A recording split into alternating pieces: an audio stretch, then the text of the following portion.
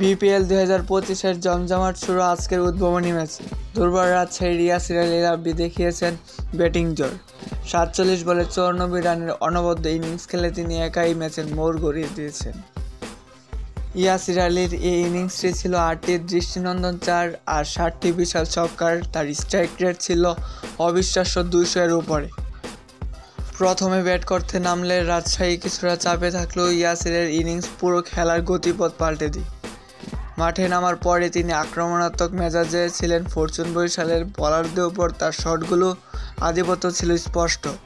বিশেষ করে সোজা ব্যাট মারা ছক্কাগুলো যেন পুরো গ্যালারি কাঁপিয়ে দিয়েছিল। এমন একটি ইনিংস বিপিএলের প্রথম দিনেই মনে রাখার মতো। এই ইনিংস কেবল স্কোরবোর্ডে বড় সংগ্রহ এনে দেয়নি, দুর্বার রাজশাহীর জন্য ছিল এটি আত্মবিশ্বাসের সঞ্চার। ইয়াসির প্রমাণ করেছেন তিনি টি-20 ফরম্যাটের জন্য একজন আদর্শ খেলোয়াড়। উদ্বোধনী ম্যাচে এমন ব্যাটিং পুরো বিপিএলের জন্য এক শক্ত বার্তা দিয়েছেন। দর্শকরাও নিশ্চয়ই তার দুর্দান্ত শটগুলো দেখে মুগ্ধ হয়েছে।